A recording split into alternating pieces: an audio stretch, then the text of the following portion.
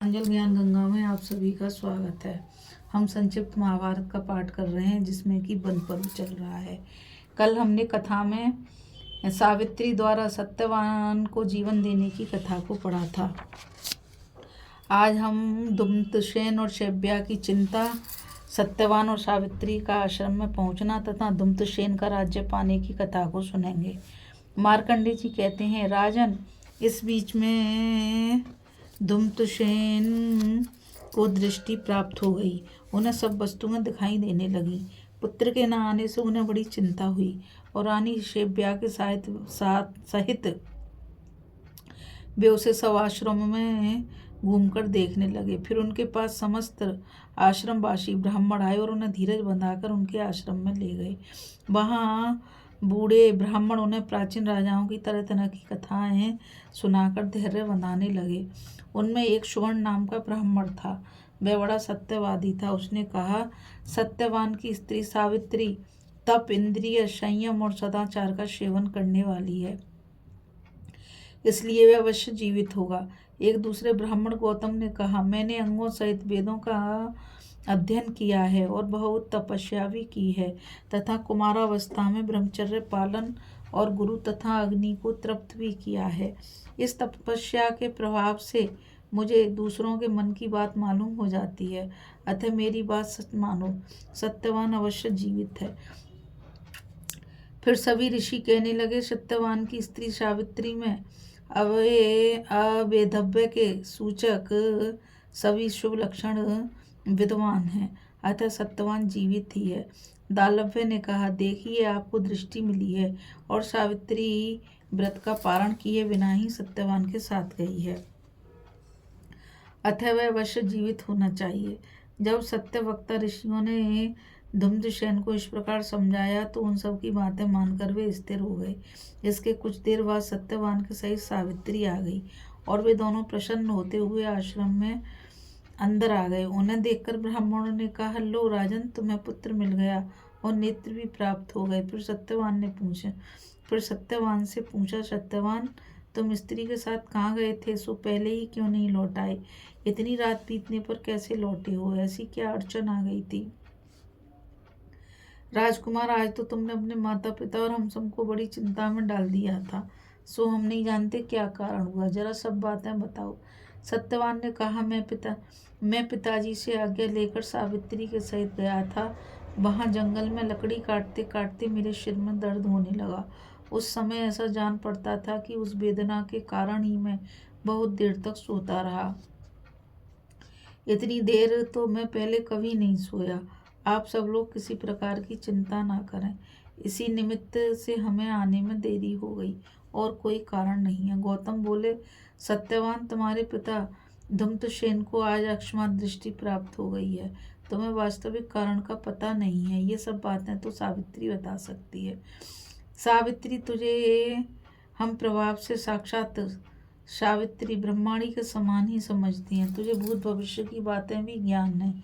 तू इसका कारण अवश्य जानती है। हमें इसे सुनने की इच्छा है, सो यदि गोपनीय ना हो तो हमें भी कुछ सुना दे। सावित्री ने कहा, आप जैसा समझ रहे हैं वैसी ही बात है। आपका विचार मिथ्या नहीं हो सकता। मेरी भी बात आपसे छिपी नहीं है, अतः जो सत्य है वही सुनाती हूँ, श्रवण कीजिए। नारद जी ने मुझे यह बता दिया था कि अमुक दिन तेरे पति की मृत्यु होगी। वह दिन आज आया था, इसी से मैंने इन्हें वन में अकेले नहीं जाने दिया। जब ये सोए हुए थे तो साक्षात यमराज आए और इन्हें बांधकर दक्षिण दिशा को ले चले।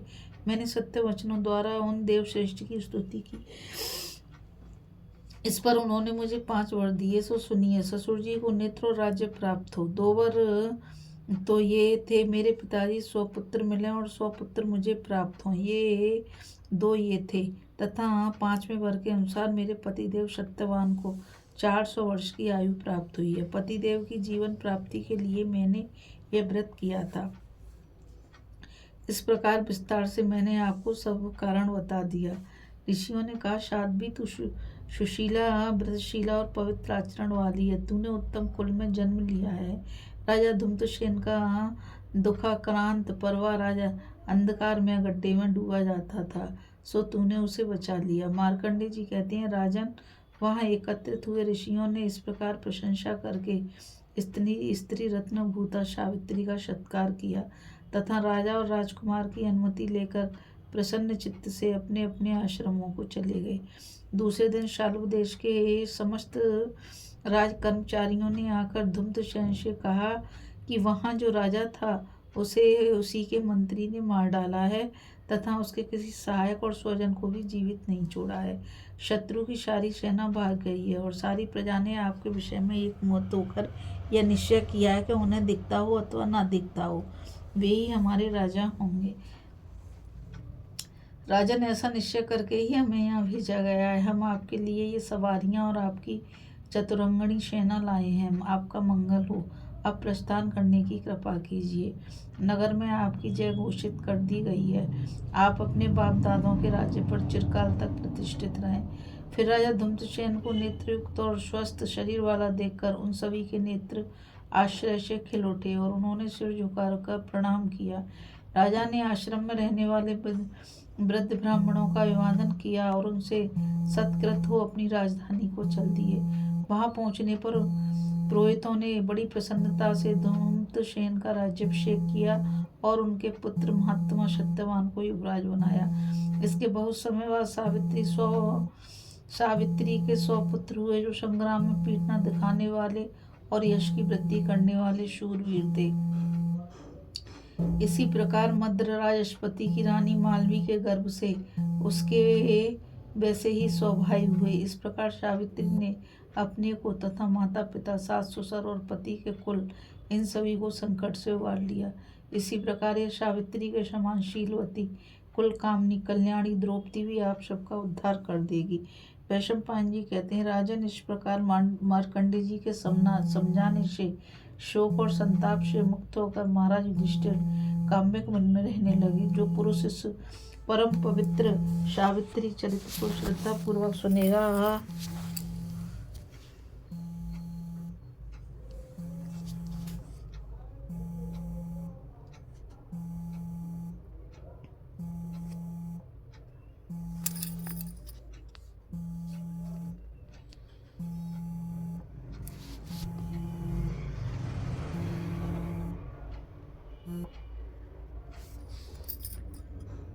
संताप से मुक्त होकर महाराज युधिष्ठिर काम्यक वन में रहने लगे। जो पुरुष इस परम पवित्र सावित्री चरित्र को श्रद्धा पूर्वक सुनेगा वह समस्त मनोरथों के सिद्ध होने से सुखी होगा और कभी दुख में नहीं पड़ेगा। इस कथा में बस इतना ही। मुझ गीता रावत को आज्ञा दीजिए। कल फिर मिलेंगे एक नई कथा के साथ। राधे राधे। जय श्री कृष्णा। नमस्कार।